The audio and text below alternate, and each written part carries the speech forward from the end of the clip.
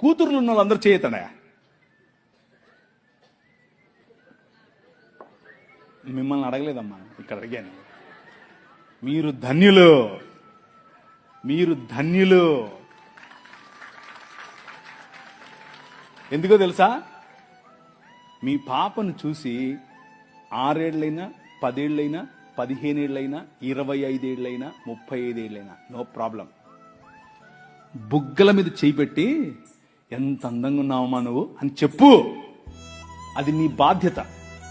నువ్వు చెప్పడం మొదలు పెడితే పక్కనోడు చెప్తే మా నాయన ఎప్పుడో చెప్పాడు అంటది. అర్థమైందా? నీ కూతురు దగ్గరికి తీసుకో, కౌగిలించుకొని చెప్పు, ఐ లవ్ యు బెటా. అబ్బా ఎంత అందంగా ఉన్నావే నువ్వు, అచ్చం అలాగే ఉన్నావు, అచ్చం మీ అమ్మలాగా ఉన్నావు, అచ్చం మా అమ్మలాగా ఉన్నావు. వాళ్ళకి ఎంత అందం తెలుసా? అది ఎంత సంతోషపడతారు తెలుసా?